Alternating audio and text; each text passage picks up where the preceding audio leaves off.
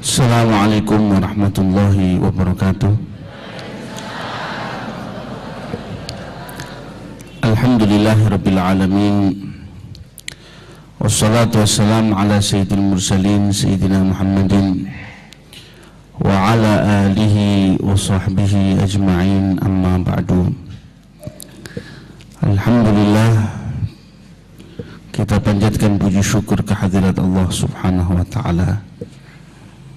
Allah Subhanahu wa ta'ala menciptakan kita di dalam kehidupan ini yang penuh dengan segala macam nikmatnya dari hadirat ilahi Rabbi.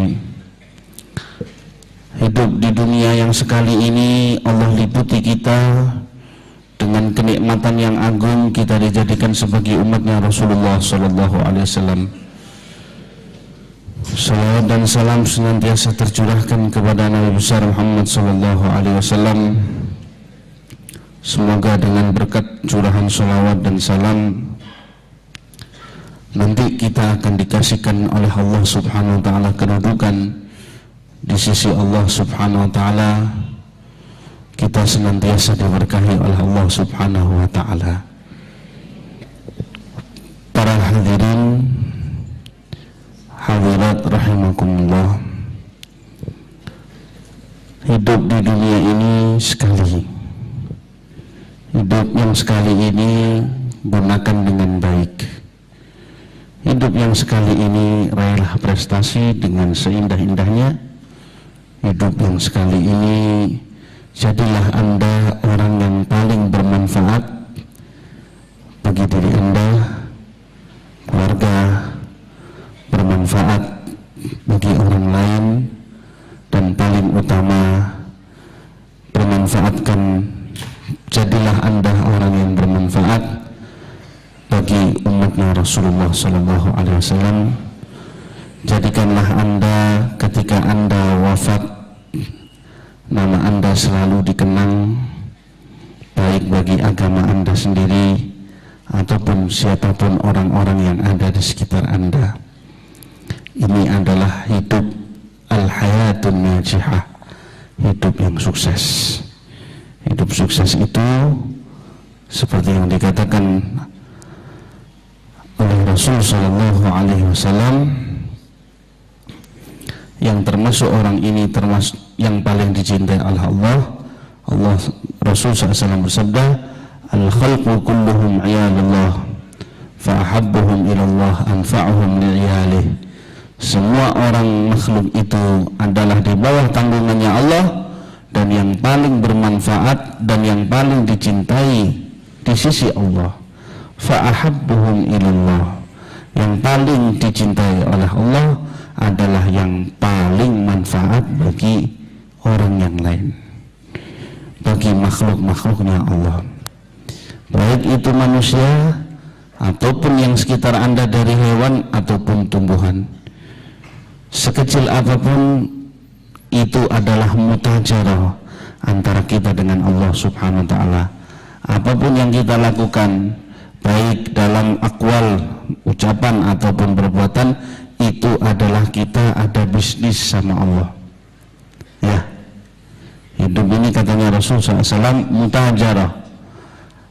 La liyarbaha alaikum, bukan Allah cari untung dari kamu, walakin ditarbahu alaih, melainkan kamu supaya kamu yang dapat untung dari anugerahnya Allah Subhanahu wa ta'ala.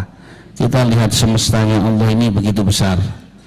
Ya, apakah kita akan persempit semesta ini lantaran kejelekan dan kejahatan kita? Semesta Allah yang begitu besar ini penuh dengan keberkahan, kemakmuran, kenikmatan, kebaikan, pahala. Itu bisa Anda lakukan kapanpun, dimanapun. Apa kiranya kurang bagi kita untuk mengais pahalanya Allah Subhanahu wa ta'ala, untuk menggapai ridhanya Allah Subhanahu wa ta'ala? Surga begitu indah, begitu agung, begitu besar, begitu luas. Sungguh terlalu bila seseorang sulit atau dia tidak kebagian tempat di surganya Allah Subhanahu wa ta'ala. Jadi jangan sampai kita nggak kebagian tempat di surganya Allah. Dan kalau nggak kebagian tempat, itu adalah tak lain karena kita orang yang terlalu, kata orang Tulungagungnya, kenemenan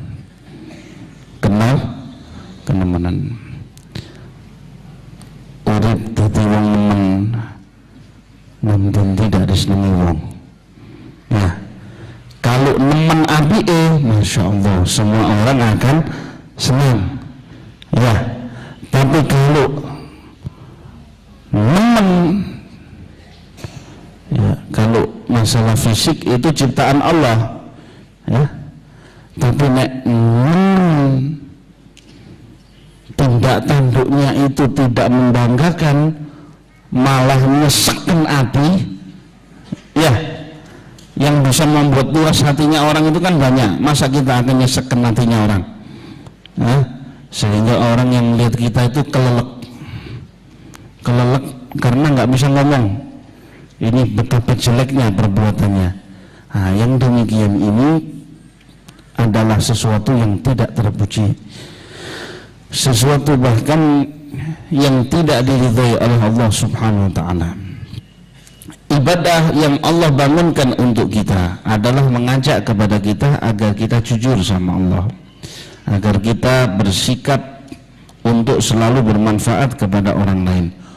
Yang penting bukan gerakan dan banyaknya daripada ibadah itu, tapi yang penting adalah buah daripada ibadah itu. Apa buah daripada ibadah itu? Adalah kamu bermanfaat, kamu membawa misi daripada Rasulullah SAW, yang mana Nabi besar Muhammad SAW adalah wa ma arsalnaka illa rahmatan lil alamin. Tidaklah kami mengutusmu melainkan rahmat bagi seluruh alam semesta. Jadi yang akan kita bicarakan di sini adalah ayo kita jujur pada perbuatan, jujur ucapan, bahkan jujurkan batin Anda. As-sidq dikenal dengan kalimat as-sidq. Apa sidq itu?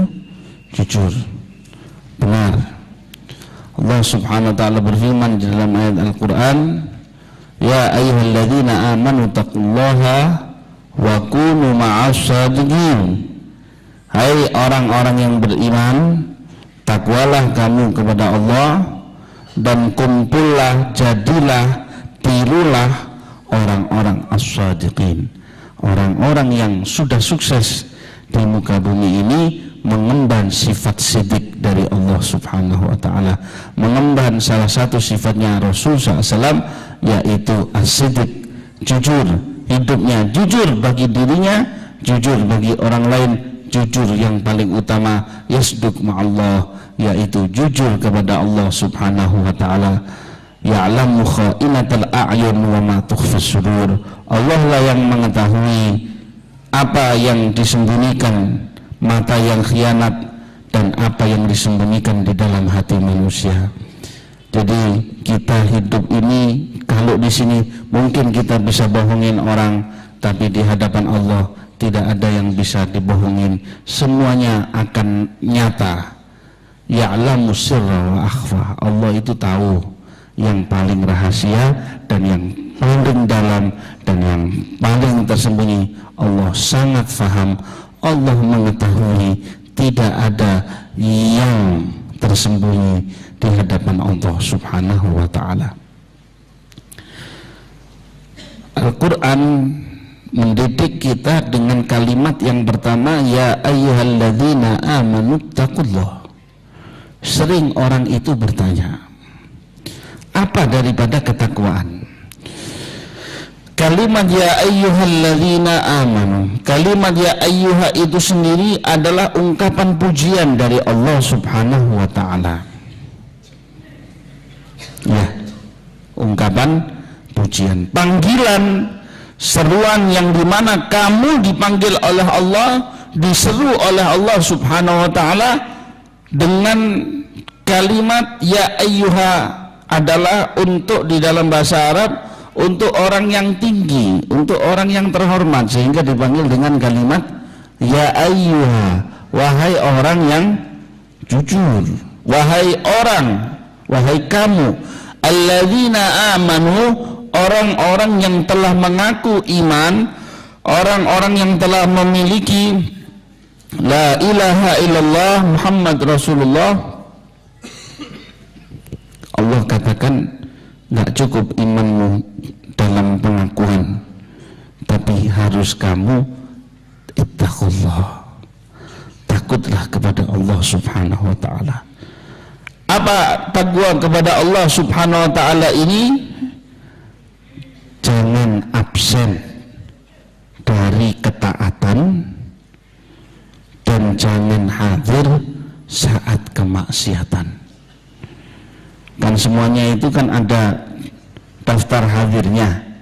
Ya, kalau di saat kebaikan jangan sampai absen, tapi kalau di saat kemaksiatan jangan sampai nama Anda ditulis hadir. Jadi absenlah, alias tidak hadirlah Anda di saat di saat kemaksiatan. Dan Allah yang mengetahui kelemahan umat manusia ini,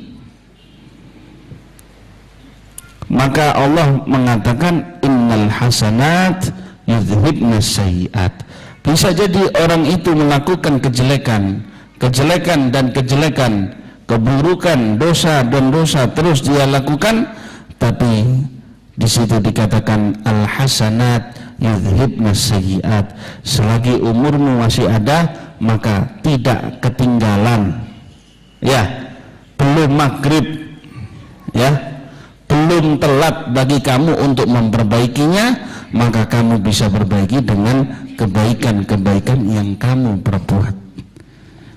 Alam dunia ini nggak ada yang tahu, semuanya misteri, tapi ada rambu-rambunya. Yang iman, bertakwa, jujur, selamat. Yang nggak iman, yang nggak bertakwa, yang nggak jujur, tidak selamat. Itu kan rambu-rambu, iya kan? Rambu-rambu apa enggak? Ya itu rambu-rambu.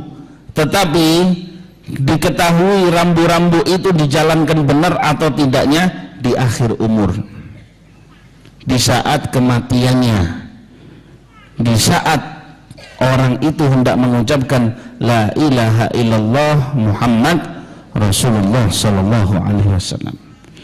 Sehingga orang itu tetap dituntut untuk takut kepada Allah. Jangan hanya mengandalkan ketakwaan yang menurut pola pemikirannya. Ya, ada orang mengatakan alhamdulillah kebanyakan amalan ibadah saya adalah taat, maksiat itu pun ada, tapi kalau saya hitung jumlahnya sedikit. Hati-hati, jangan Anda merasa bangga, mawas diri, jangan pandang orang lain di bawah level Anda. Jangan. Pandangan Anda memandang orang lain bahwasanya orang itu di bawah Anda, berada jauh di level Anda kalau bahasa ampelnya ndangak tidik. Ndangak itu apa? Syamikhan bi anfihi. Al-Quran itu mengibaratkan, ya, mengibaratkan, nyontohkan orang dahulu kalau dinasehati nggak mau adalah syamikhan bi anfihi. Apa syamikhan bi anfihi? Ngangkat ndangak gitu. Syamikhan bi anfihi itu apa? Kaget, ndangak, seolah-olah sangat terpelanjat, ka'annama yas'adu, kayak kenaik, dia agak naik, terperanjat, kayak mau ditarik ke atas. Ya, orang ini begitu dia ndangak atas orang lain, tapi sampean paham ya, ndangak itu paham tak? Paham ya? Kalau nggak paham saya buka kamus baru Jawanya nanti. Begitu orang itu ngerasa ndangak didik, ya, daripada orang lain, maka dari situ nilai imannya berkurang. Coba ya, sampean kalau nganggap diri anda luwih ndangak teko wong liya meskipun itu lebih kecil, maka iman itu berkurang sesuai dengan kadar ndangaknya. Iya, orangnya tambah ndangak berarti imannya tambah mudun. Sebab di saat itu batinnya sudah bukan bersandar kepada Allah, sudah bersandar kepada apa yang dia yakini. Ya, dia sudah seolah-olah dirinya sudah menjamin akan benar-benar sukses. Rasulullah SAW mengajarkan agar kita itu selalu takut. Hasil akhir itu tergantung pada finalnya nanti. Iman itu betul atau enggak tergantung daripada finalnya. Bagaimana? Inna ahadakum la ya'malu bi'amali ahlil jannah, ya kan? Hatta ma yakunu bainahu wa bainaha illa dhira'. Fa yasbiqu alaihi alkitab fa ya'malu bi'amali ahlin nar fa yadkhulaha. Wa inna ahadakum la ya'malu bi'amali ahlin nar hatta ma yakunu bainahu wa bainaha illa dhira'. Fa yasbiqu alaihi alkitab fayamalu bi'amali ahli nar hatta yadkhulaha, hatta fayamalu bi'amali ahli jannah fayadkhulaha. Dikatakan seorang dari kalian, sesungguhnya katanya Rasulullah SAW, seorang dari kalian kebanyakan amalannya adalah ibarat orang lihat penduduk surga. Ya, kriterianya sebagai penduduk surga. Tapi ada turun suratan takdir dari Allah, sehingga satu kali itu dia melakukan salah satu perbuatan daripada perbuatan penduduk neraka, maka ditutup amalannya dengan amalan penduduk neraka. Sehingga ketika diakhiri, distempel dengan amalan yang terakhir itu, maka akhirnya dia masuk mencicipi nerakanya Allah Subhanahu wa ta'ala. Sesungguhnya seorang dari kalian amalannya kebanyakannya adalah seperti amalan penduduk neraka. Ya. Kemudian turun suratan takdir dari Allah Subhanahu wa ta'ala, maka ternyata dia melakukan salah satu amaliyah daripada penduduk surga, maka pada akhirnya dia masuk ke dalam surganya Allah Subhanahu wa ta'ala. Manusia itu harus dalam keadaan wajal. Apa wajal itu? Takut kepada Allah Subhanahu wa ta'ala. Harus merasa mawas, harus diperhatikan, harus dicek batinnya. Ya, sebab ini jelas Allah tidak menginginkan kamu hanya beriman. Tidak, Allah menginginkan kamu takwa kepada Allah Subhanahu wa ta'ala. Ya, la taqulu amanna walakin qulu aslamna. Kamu jangan ngaku iman dulu, tapi bilang kamu Islam. Kalau sudah kuat imanmu, baru kamu betul-betul beriman. Jadi iman itu sehingga dikatakan endal imtihan yukramul mar'u au yuhan. Di saat orang itu ngadepi ujian, baru bisa diketahui orang ini memang pantas istimewa atau tidak istimewa. Ya, jadi orang harus ada namanya takwa kepada Allah, yaitu rasa takut. Jalur pertama adalah tidak memandang diri lebih bagus dari orang lain. Bisa? Sulit ya? Sulit, tidak gampang. Saya bisa? Belum tentu. Mau bisa? Al-Quran sudah mengajarkan iyyaka na'budu wa iyyaka nasta'in. Sampean cuman iyyaka na'budu tidak cukup, harus pakai iyyaka iyyaka nasta'in, selalu minta tolong. Minta tolongnya kepada Allah apa? Ihdinas siratal mustaqim. Jadi kalau hanya sekedar menjalankan ritual ibadah, ya, menjalankan bentuk-bentuk amaliyah ibadah saja tidak cukup. Iyyaka na'budu, apakah langsung ihdinas siratal mustaqim? Tidak bisa. Harus tambahkan iyyaka na'budu wa iyyaka nasta'in. Saya akan buktikan dari ibadahku ini, saya akan cari buahnya, saya akan cari jalurnya, saya akan usahakan, saya memohon kepadamu ya Allah, baik secara lisan maupun perbuatan.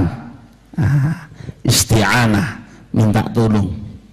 Ya, iyyaka na'budu wa iyyaka nasta'in, baru masih mohon ihdinas siratal mustaqim. Makanya Rasulullah SAW waktu makan beliau mengatakan, aku tidak merasa aman di dalam hidupku ini, bisa jadi makanan belum masuk aku sudah dicabut nyawaku oleh Allah. Ini Rasul Sallallahu Alaihi Wasallam. Jadi ini adalah teoritis. Ya ayyuhalladzina amanu ittaqullah, takwalah kepada Allah Subhanahu wa ta'ala. Takutnya orang kepada Allah adalah dia selalu mengejar ridhonya Allah, menjauhi kemurkaannya Allah. Pokoknya dia selalu berusaha di dalam setiap keadaan bagaimana supaya majikannya itu senang. Ya, majikannya itu senang. Bahkan di dalam ibadahnya itu dia kembangkan bentuk ibadahnya, bukan hanya monoton sholat misalkan, bukan hanya monoton puasa. Makanya syariat itu beraneka ragam. Sebab apa? Allah tahu, Allah rangkai manusia ini punya perasaan kesenangan berbeda-beda. Kalau seandainya sholat itu hanya, kalau seandainya syariat itu hanya sholat saja, maka akan sulit bagi manusia. Dibuat macam-macam, ada sholat, ada sedekah, ada zakat. Ini yang wajib ya. Nanti ada sedekahnya, ada orang puasanya, ada hajinya, ada umrohnya. Aneka ragam. Masing-masing daripada ibadah itu memiliki buah-buah tersendiri. Ya. Buah itu rasanya manis enggak? Manis. Artinya iman itu ada rasanya. Ya, iman itu ada rasanya. Makanya di situ dikatakan oleh Rasulullah SAW, "Dzaqa ta'mal iman." Benar-benar merasakan manisnya iman. Siapa? Man radhiya billahi rabban wa bil islami dinah wa bi Muhammadin nabiyyan wa rasulah. Iman itu ada rasanya. Ta'am. Saya isi waktu saya sholat sunnah, baca Quran, selesai, tutup, ini itu ibadah terus. Cukup? Bisa merasakan manisnya iman? Belum tentu. Manisnya iman nampak ketika Anda merasa nikmat ketika berkorban untuk orang lain. Hadza iman. Makanya ketika ditanya afdhalus shadaqah, sedekah paling afdal apa? Dari kalau sedekah itu munculnya dari orang yang lagi membutuhkan dan dia hartanya ngepres. Ini betul-betul dia sembelih. Ya, dia sembelih. Jadi saya sebutkan dulu teorinya. Sebab puncak daripada iman adalah supaya Anda merasakan manisnya iman, bukan hanya Anda merasakan kulit daripada iman itu. Ya, kalau seandainya ada orang itu betul iman, contoh misalkan dia akan merasakan, dia akan berkorban untuk Allah, misalkan pada saat pernikahan, di mana hari itu sibuk, di mana yang namanya bersolek itu mahal, ya. Padahal kalau kita solek sendiri mungkin gratis, tapi kalau disolekin orang bisa jutaan. Tapi tiba-tiba dengar waktu sholat, gimana? Mau nggak kita rubah itu? Wis tak popo, seumur hidup sekali, nggak sholat sekarang, kamu bisa tunda nanti. Apa Anda bisa jamin umurnya bisa nyampe seperti nanti? Saya ada satu kejadian. Ada seorang perempuan di malam hari pernikahannya, waktunya sudah disolek, dia ingat waktu sholat. Malamnya nanti itu istilahnya resepsi ya, resepsi. Suaminya bilang, sayang, ini waktu sholat. Kalau saya nggak bersolek tidak apa-apa, tapi kamu, dia bilang, saya akan lebih berkorban, saya akan lebih mementingkan sholat adalah untuk perhiasan wajah saya di hadapan Allah daripada di hadapan manusia yang ngabisin duit banyak, yang komentar juga banyak. Ya, ini kurang ininya, ini kurang ininya, kan gitu. Ini solekannya siapa ini? Ini kurang tipis ini kurang naturalis ini, ya kan gitu. Ya, duitnya banyak, komentar juga banyak. Oh, ini terlalu menor, saya nggak butuh itu semuanya. Yang penting di hadapan Allah, solek bisa diulang. Akhirnya dia berwudu, hasil solekan ini dibuang sama dia. Ibunya marah-marah, ya Allah nak, gimana? Namanya mantu baru, nggak berani mau belain istrinya, ya dia diam lakinya. Akhirnya sudah sholat. Rupanya saat itu adalah saat terakhirnya sholat. Di sujud terakhir dicabut nyawanya oleh Allah. Ini iman, husnul khatimah, betul-betul halawatul iman. Orang sekarang kan enggak. Dia anggap ibadahnya sudah terbaik. Jadi kalau dia bilang saya sudah hafal Quran, kalau enggak dipanggil hafid tak gelem. Ya, sudah sholatnya banyak, sedekahnya banyak. Dan memang setiap amal ibadah itu ada cobaannya. Ada seorang guru, seorang ulama sufi berkata demikian di dalam majelisnya. Orang itu kalau mau sedekah biasanya diikuti 70 cobaan. Harus membutuhkan ibaratnya ngelawan 70 setan. Ya, bahkan setelah dia beramal. Apalagi kalau seandainya dia mengeluarkan sedekah di tengah malam, terdorong salah satu hadirin orang kaya. Ya, saya guru, insya Allah saya tidak akan menemui cobaan seperti yang antum katakan itu. Saya akan sukses. Enggak, saya sendiri belum tentu menjamin. Saya sendiri kalau seperti kamu, seperti pengakuanmu seperti ini, saya masih belum berani ngaku. Cobalah. Ya, gampang lah. Saya insya Allah akan saya buktikan. Ya sudah. Saya yakin insya Allah tidak ada. Ya wis. Dapat seminggu gurunya nyuruh orang. Kamu, jadi ada orang miskin pengemis di kampung situ, Dia bilang, kamu tengah malam ketuk rumah orang itu. Coba, orang ini masih ingat masalah sedekah tadi, ya, supaya betul-betul halawatul iman. Tengah malam diketuk rumahnya atas suruhan guru ini, cuman dia nggak paham. Assalamualaikum, tolong saudaraku, saya orang lemah, tidak punya apa-apa, miskin, begini. Kasih.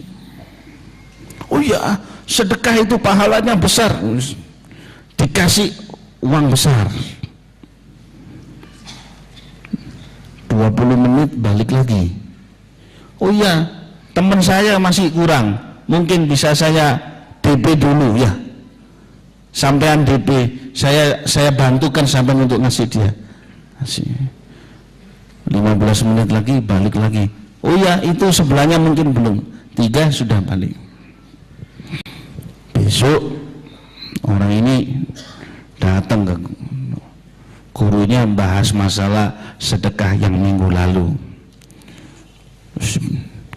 Orang itu bilang, iya ya guru ya, zaman sekarang orang ini sudah banyak yang miskin, kasihan. Oh iya, wis ditinggal.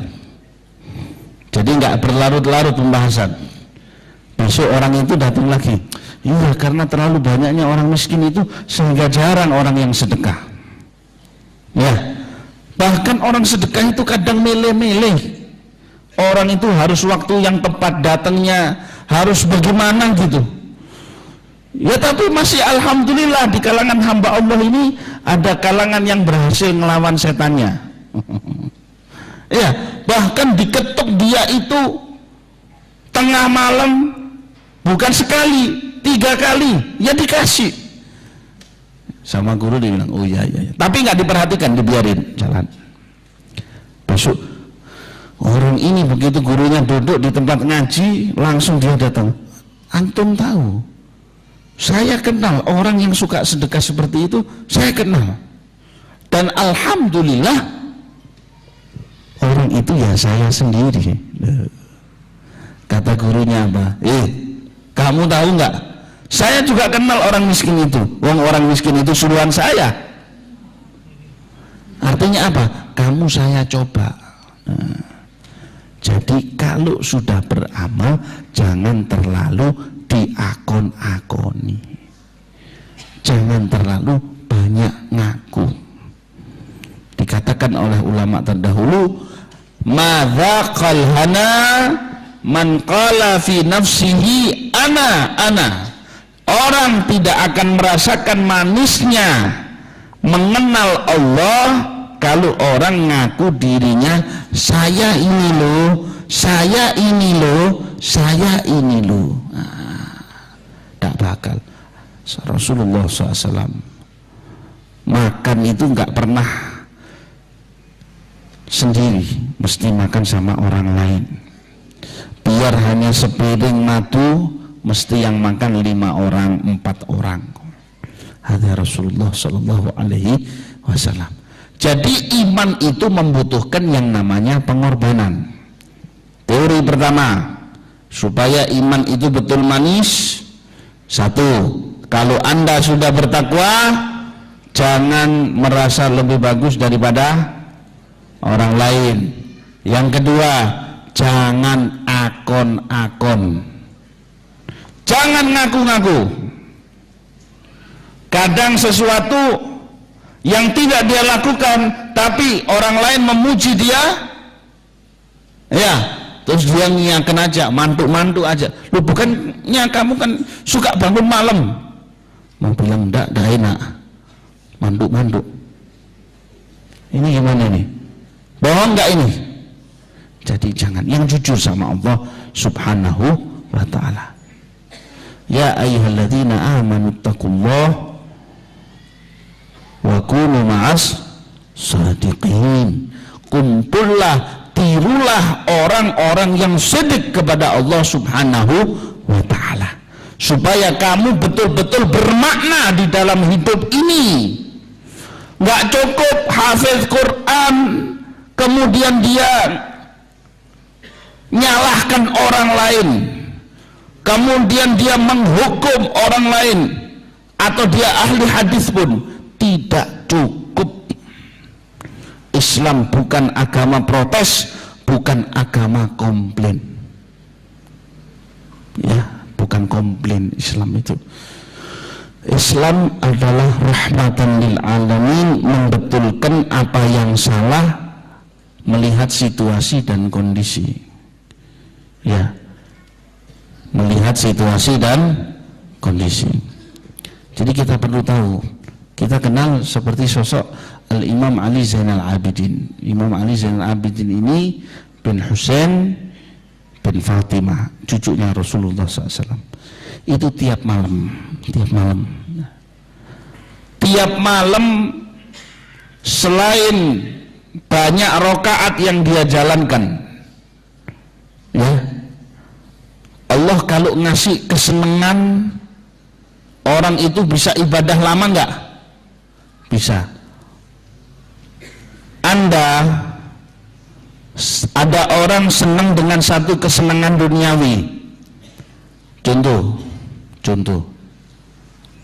nunggu untuk beli HP, ada HP murah, HP bagus murah, sampai lihat di Jakarta, ngantri sehari bisa enggak? Makan sedikit bisa enggak? Bisa. Apapun itu kalau dikejar, kalau dibelai, jadi. Begitu juga beliau ini. Beliau asyiknya ibadah kepada Allah. Ibadah yang paling digemari itu adalah sujud kepada Allah.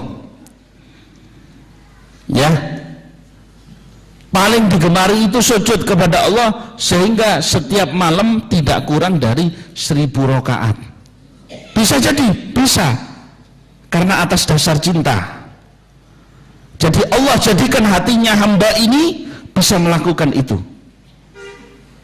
Ya, orang berdiri berjam-jam bisa kok, kayak orang disirep gitu. Kalau lagi lihat pertunjukan 5 jam, kuat nggak dia nggak duduk? Dari mana kekuatan itu? Ya, karena dia tidak pakai ini. Apa yang dipakai? Perasaan. Ikut perasaan, bisa. Ada orang bisa nyanyi 18 jam. Itu untuk hal-hal yang kecil, hal-hal yang nggak ada nilainya. Masa kalau kita dengar ada orang, seorang hamba Allah sholat 1000 rakaat, kemudian kita masih mikir, padahal untuk dekat kepada Allah. Manusia ini Allah kasih kekuatan luar biasa, ya, Allah kasih kekuatan luar biasa. Jadi bisa kita logikakan nggak ini 1000 rakaat ini? Bisa. Sehingga selain 1000 rakaat, berapa jam menjalankannya, Allah bisa memberikan keberkahan dalam waktu. Antara orang yang jarang membaca Al-Quran sama orang yang suka membaca Al-Quran, kira-kira kalau dalam 1 juz lebih cepat selesai yang mana? Yang sering membaca, Allah kasih waktu. Ya, begitu juga kalau orang sering banyak sholat, maka waktu itu bisa dipendekkan sama Allah, bisa dibuat panjang. Jadi dalam waktu yang tidak terlalu lama bisa menyelesaikan 1000 rakaat. Bukan itu saja, dalam waktu setiap malam 100 rumah dibiayain oleh beliau. Untuk biaya sembakonya itu untuk 200 keluarga mungkin, ya, 100 atau 200 rumah yang dikasih. Itu beliau sendiri yang ngantarkan. Sampai satu malam ada pembantunya mengatakan, biar saya bantu. Dibilang, ini saya anggap tanggung jawab saya di hadapan Allah. Apa kamu mau nanggung tanggung jawab saya di hadapan Allah? Nggak bisa kamu. Itu pun tidak pernah ngomong, bahkan pembantunya tidak ngomongin, kecuali sampai begitu beliau wafat, muncul banyak orang fakir miskin pengemis keleleran di kota Madinah. bertebaran di kota Madinah, dan diketahui di pundaknya ini ada bekas tanda memar hitam karena banyak mikulnya, bertahun-tahun ditutup. Bisa kita? Ini halawatul iman. Dan tidak bisa didapatkan ini kecuali kumpul dengan orang-orang shadiqin, orang-orang yang jujur dengan Allah. Orang tidak akan jujur kepada Allah melainkan diawali tadi dengan ittaqullah, yang mana ittaqullah itu didapatkan dengan cara orang itu kenal kepada Allah Subhanahu wa ta'ala. Bagaimana bisa kenal kepada Allah Subhanahu wa ta'ala kalau tidak ingat kepada Allah? Makanya dikatakan uzkuruni azkurkum, kamu ingat kepadaku, uzkuruni bi ta'ati azkurukum bi mahabbati, kamu ingat kepadaku dengan taat, aku ingat kamu dengan cinta. Artinya apa? Aku tambahkan di dalam dirimu muatan cinta, saya kasih kepadamu bonus untuk cinta kepadaku, sehingga dengan bonus cintamu kepadaku ini engkau akan selalu naik. Makanya dikatakan dalam hadits qudsi, Allah berfirman apa? Selagi seorang hamba itu tidak ada perkara yang lebih aku cintai daripada ibadah fardu yang aku wajibkan atas hambaku, dan begitu. Walam yazal, kalimat lam yazal artinya senantiasa. Jadi orang itu nggak nganggap ibadahnya datar, tapi ibadahnya itu naik terus, menanjak. Lam yazal, dan senantiasa seorang hamba yataqarrabu ilayya bin nawafil, mendekatkan diri kepadaku dengan ibadah sunnah. Apa ibadah sunnah? Macem-macem. Bukan sholat sunnah tok, bukan baca Quran saja, bukan puasa sunnah saja, enggak. Sedekah saja, enggak. Senyum itu sunnah, salam sunnah. Kira-kira kalau seandainya saya nggak ngisi di sini, sampean ketemu saya salam nggak? Atau saya ketemu sampean salam nggak? Kadang tetangga dempetan, ya tetangga dempetan, nggak tahu siapa namanya, subhanallah, salam nggak pernah. Ya Allah, katanya Rasulullah SAW, tidak sempurna iman seorang dari kamu bila mana dia nginep dalam keadaan kenyang, tetangganya dalam keadaan lapar. Al-Imam Segaf bin Umar As-Segaf tiap malam tidak pernah bangun malam untuk sholat sebelum beliau keliling di rumah daerahnya yang ada di kota Siwun. Jadi kalau dilihat rumah-rumah itu ada keluar asap, berarti dapurnya itu nyala baru. Kalau nggak ada, didatangi oleh beliau. Apa yang dibawa? Makanan yang seadanya. Uwais Al-Qarani, orang paling fakir, orang paling miskin, tapi moralitas keimanan, ini namanya halawatul iman, moral keimanan. Jadi ingin tahu manisnya iman itu adalah apa?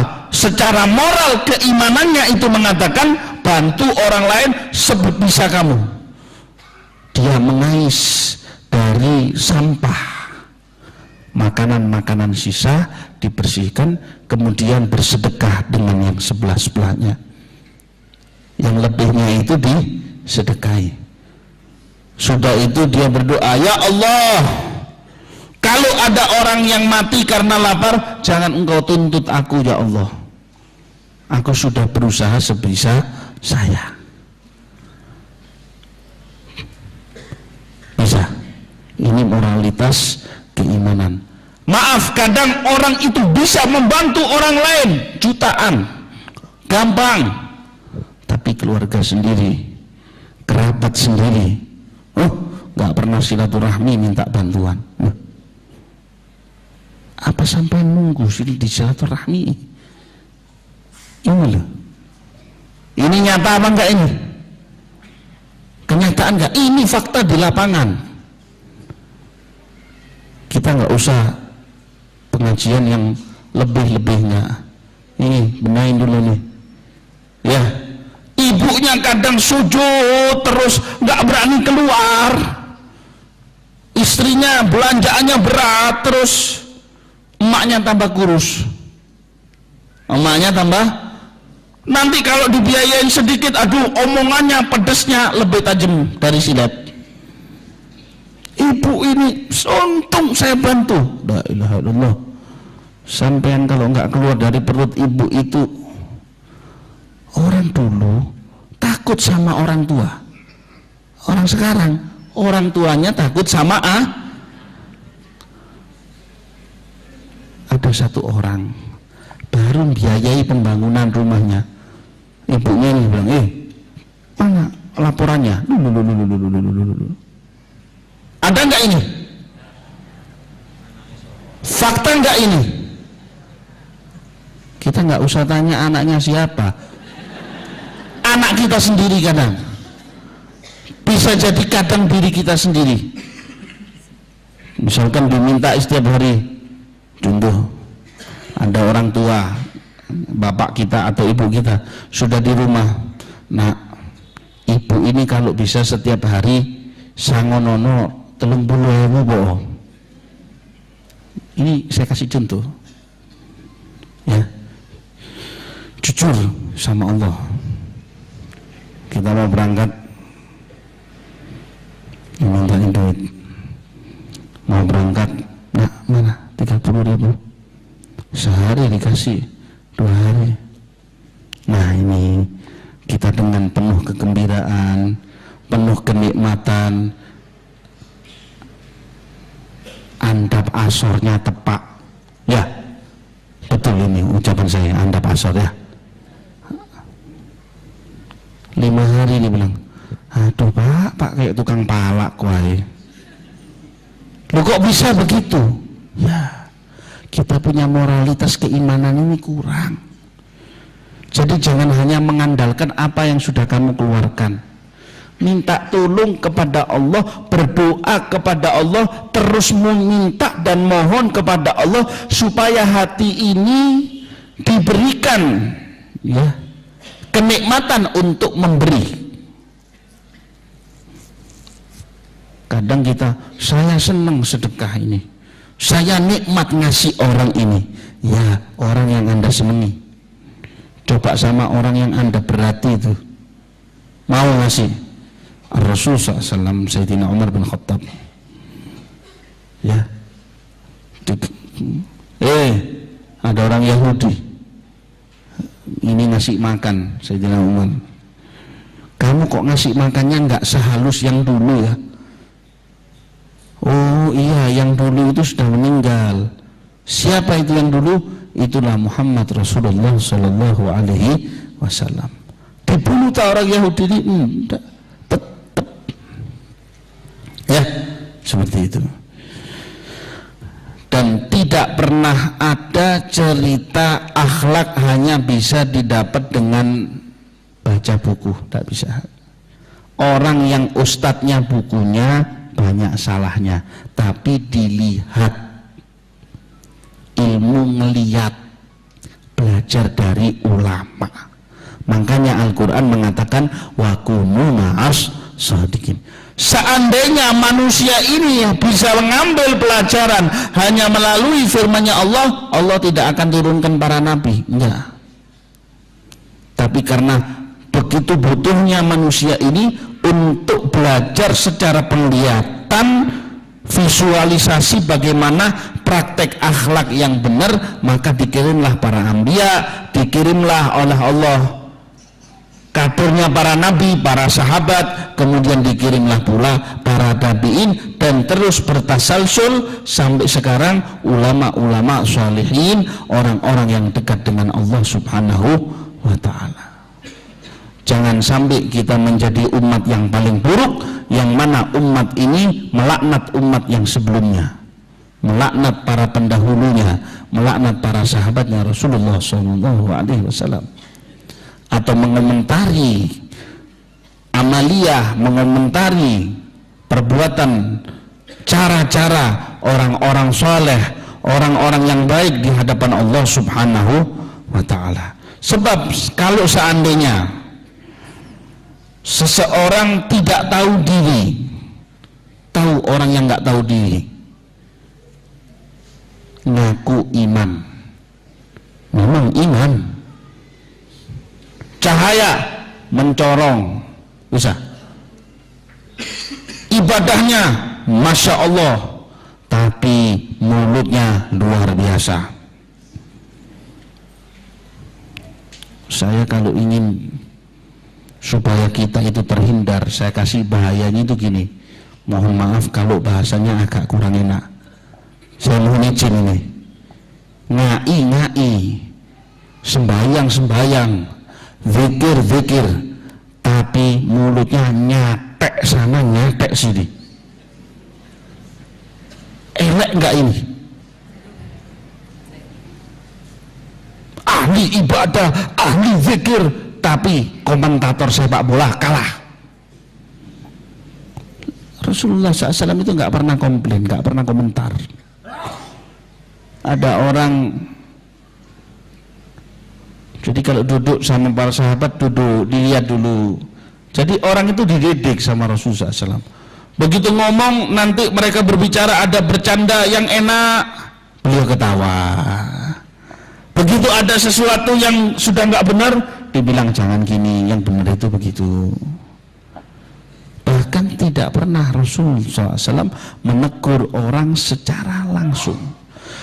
Selalu cari jalan ke orang lain. Kalau bisa orang itu diingatkan. Gini, dalam sebuah riwayat, Syama'il, itu perlu dibaca Syama'ilnya Rasul itu. Apa Syama'il itu? Tindak tanduk tingkah lakunya Rasul SAW. Sahabat itu sangat perhatian loh sama Syama'il ini.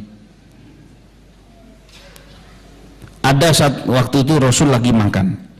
Saya bayangkan kalau Anda yang mengalami kondisi ini, lagi makan 3 orang, keempat sama Rasul, ada orang baru datang, orang gunung. Orang ini langsung duduk dempet sama Kanjeng Nabi Sallallahu Alaihi Wasallam. Waktu makan belum kenal siwak, belum kenal sikatan. Orang ini ngomong dengan enaknya kepada Rasulullah SAW sambil giginya yang kuning itu ambil bau mulutnya, Masya Allah. Itu Rasul hanya senyum saja. Kalau sampean bagaimana? Sedikit, jujur. Ayo, ya Bu. Ojo mangan di gini. Jangan makan di sini kamu. Ya. Lebih bagus kamu ambil 1 nampan ini kamu bawa dah. Kalau nggak makan di sini saya. Coba. Tapi coba lihat Rasulullah SAW, beliau tetap meneruskan makannya. Makannya itu diteruskan sama Rasul. Begitu selesai, ada 2 orang sahabat dipanggil sini. Kamu ajarkan orang itu cara siwak yang benar. Kasihan dia nggak tahu. Siapa ini? Akhlak Muhammad Sallallahu Alaihi Wasallam. Kalau kita nggak enak dikit ngamuk. Coba kita jujur dengan iman kita, belajar tidak nyakiti orang lain dengan mulut kita. Cara pertama, biasakan jangan komplain. Masakan kurang enak, jangan komplain. Bukan kemudian nggak komplain, kemudian nanti istrinya dipanggil, Bu, sini, buku masakannya itu ini, resepnya itu ini, belum mentah, lihatin, jangan gitu. Orang yang nggak ngerti ajarin, ya. Orang yang tidak ngerti ajarin. Jadi supaya hidup itu menjadi nikmat, biasakan selalu al-muwatta'una aknafa, katanya Rasulullah SAW, orang yang rendah hati. sopan santun di dalam apapun. Sopan santun dalam apapun ini, wa ibadur rahmanil ladzina yamshuna 'alal ardi hauna wa idza khatabahumul jahiluna qalu salama. Bahkan ada sebagian sekolahan menganggap kalau murid bisa mendebat gurunya maka berarti pendidikannya sukses. Ini saya katakan pendidikan yang gagal. Kalau sekolah hanya mengajarkan debat mendebat atau hanya pandai berargumentasi tapi tidak ada amaliyah, tidak ada praktek sopan santun, maka ini tandanya gurunya gagal. Makanya seorang ulama ditanya, dia lagi duduk-duduk, ada satu orang bilang, anakmu ngajarnya lebih bagus dari kamu. Ya, anakmu sopan santunnya saya lihat lebih mengenakkan dari kamu. Langsung beliau ini ngadep kiblat sujud syukur. Dibilang, kenapa anda kok sujud syukur? Alhamdulillah, berarti cetakan saya berhasil, didikan saya berhasil. Karena tujuannya bukan untuk saya saja, tapi untuk mencetak generasi. Sebab kebaikan yang dia lakukan adalah untuk saya. Waladak khalaf ba'dak, anakmu adalah khalifah setelahmu. Kamu milih khalifah yang benar, nyetak khalifah yang benar. Al-Imam Hasan bin Ali lagi makan nih siang-siang, pulang dari sholat Jumat kepanasan. Ya, ini mungkin nanti akan jadi cerita penutup ini, insya Allah. Sebenarnya masih banyak cerita ini. Mau lanjut apa sudah selesai deh? Lanjut ya. Saya teori terlalu banyak itu kurang setuju, cuman enak cerita. Lagi duduk-duduk, ada orang yang benci beliau datang, nggak pakai salam, rumahnya itu didobrak pintunya. Wahai Hasan, ini makanan sudah tersedia ini. Kamu ini dasar begini, habis entek bersih. Gitu kamu ngaku anaknya Rasul, gitu kamu ngaku seperti ini, padahal kamu ini. Diam, anaknya nggak kuat, masih muda. Dia bilang, jangan, biarin. Bah, jawaban. Begitu orang itu sudah selesai dari mencelanya, beliau kemudian katakan, sudah, sampun, lapar. Senyum dia, iya lapar, ayo makan bareng, silahkan makan bersama. Anaknya, bah, kenapa kok malah dikasih makan? Dibilang, kamu pernah tahu dari mana kakekmu Rasul SAW atau ayahku Ali bin Abi Thalib ngajarkan orang untuk menjawabi orang lain atau balesi celaan ataupun ejekan orang lain? Enggak pernah. Ya sudah, saya enggak pernah diajari misu, saya tidak pernah diajari membalas celaan orang lain. Lihat akhlak ini baru namanya apa? Buah dari keimanan. Tiap hari sujudnya kita ini banyak kepada Allah. Masa tidak ada dari salah satu sujud kita yang mampu membuat diri kita rendah hati kepada orang lain? Padi itu kalau tumbuh ke atas, ada isinya enggak? Ilalang namanya. Tapi kalau dia ngerunduk, berarti ada isinya. Jadi janganlah kita menjadi orang yang tidak manfaat. Dikatakan perumpamaan orang yang rendah hati, jadilah engkau seperti mutiara, ya, dia berada di dalam lautan tapi harganya mahal sekali. Semakin dalam semakin mahal, semakin desep semakin mahal, dicari, diburu, iya kan? Janganlah engkau seperti asap jangan sampai kamu kayak asap. Ya, dia merasa dirinya di atas padahal dia berada di bawah. Janganlah kamu seperti pantulan bintang. Ya, kelihatannya dari bawah di atas padahal dia hanya tertangkap di mana? Di bawah. Ya, kalau mau jadi emas, emas yang asli.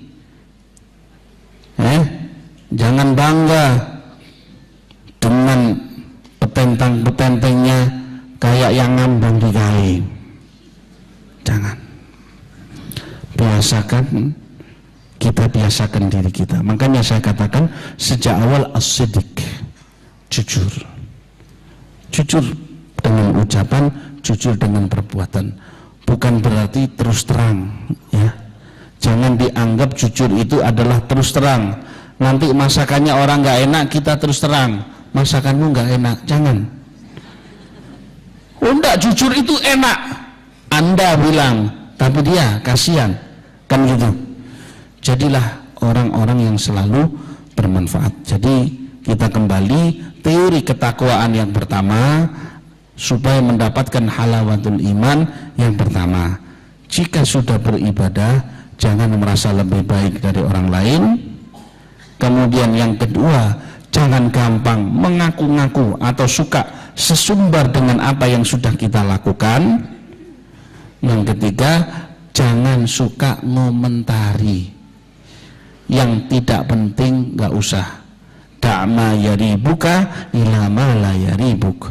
Tinggalkan hal yang tidak penting bagimu, tujulah hal yang lebih penting. Ya. Jadi jangan suka kita komplain. Tapi kalau sesuatu itu butuh untuk dibenarkan, arahkan.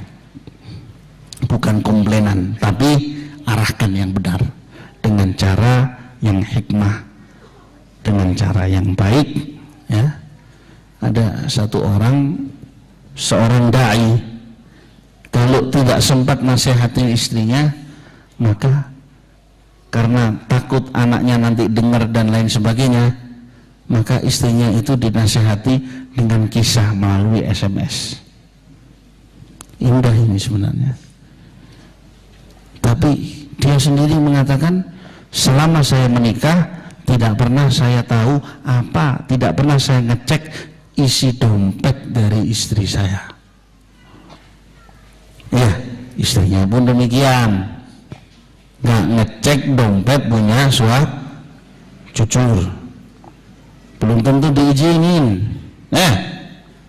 Kadang kalau kita ada HP bunyi, curiga saya, coba semua. Jangan. Yang tidak penting tidak usah, yang penting baru. Ya, seperti itu. Itu akan jadikan kita betul-betul merasakan halawatul iman.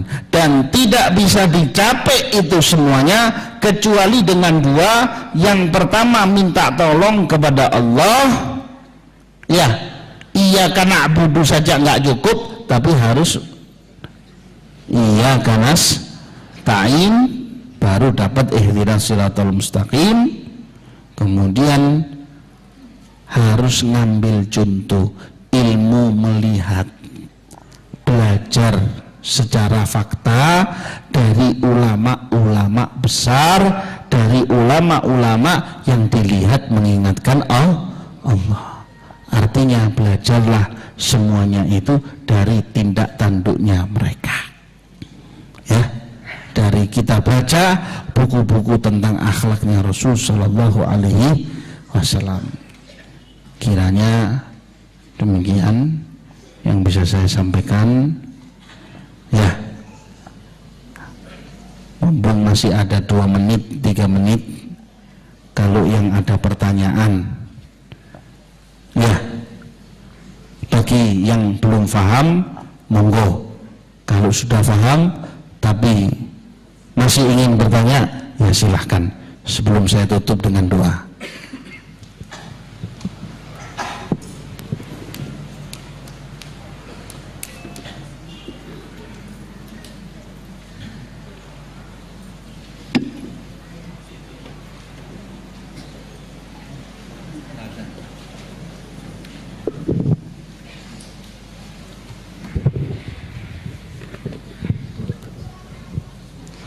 Assalamualaikum warahmatullahi wabarakatuh. Saya ingin bertanya, bagaimana cara mengatasi emosi dengan benar?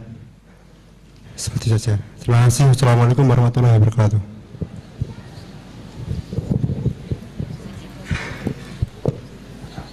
Sebelum saya jawab, saya tutup dengan doa dulu ya, biar nanti yang ada kegiatan ya bisa jalankan. Bismillahirrahmanirrahim. Alhamdulillahirabbil alamin. Allahumma nas'aluka al-'afwa wal 'afiyah wal 'afiyata daimah fid din wad dunya wal akhirah. Ya Allah ya Rabb, terimalah amalan ibadah kami ya Allah. Jadikanlah kami termasuk hamba-hamba yang benar-benar beriman di jalan-Mu ya Allah. Jadikanlah kami termasuk orang-orang ma'as sadiqin, termasuk orang-orang yang dekat denganmu ya Allah, orang-orang yang jujur kepadamu. Kumpulkanlah kami kelak bersama Nabi Muhammad sallallahu alaihi wasallam ya Allah. Jadikanlah kami bisa mencapai bulan Ramadan, nikmatnya bulan Ramadan, nikmatnya ibadah di dalam bulannya, dan kami bisa mendapatkan buah hasilnya, dan pada akhirnya tutuplah umur kami dengan kalimat la ilaha illallah Muhammad Rasulullah SAW. Wa sallallahu ala sayyidina Muhammadin sallallahu alhamdulillahi rabbil alamin. Untuk mengatasi emosi, tidak ada yang lebih bagus daripada orang itu dua, istighfar sama sholawat. Hati yang keras kalau diistighfari akan tunduk. Emosi yang banyak artinya tidak tenang jiwa itu. Dengan sholawat kepada Rasul SAW yang banyak, maka urusan itu dimudahkan oleh Allah. Otomatis jiwa kita ditenangkan oleh Allah Subhanahu wa Ta'ala dengan istighfar dan sholawat kepada Rasul SAW. Untuk pelatihan diri memang perlu dilatih yang namanya sabar, as-sabru bitasabur. Nah, seperti itu ya, kiranya itu tadi ya. Ada lagi? Sambung nggih. Rabbana taqabbal minna innaka antas samiul alim wa tub alaina innaka tawwabur rahim. Wa sallallahu ala sayyidina Muhammad sallallahu alaihi wasallam bi asraril Fatihah.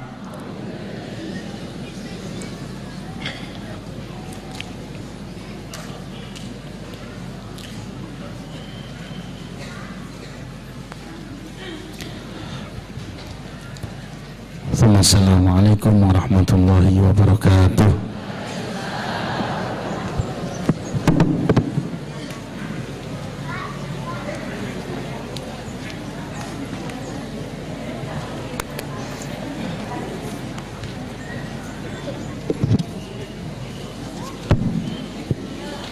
Hadirin hadirat yang dirahmati Allah, demikian tadi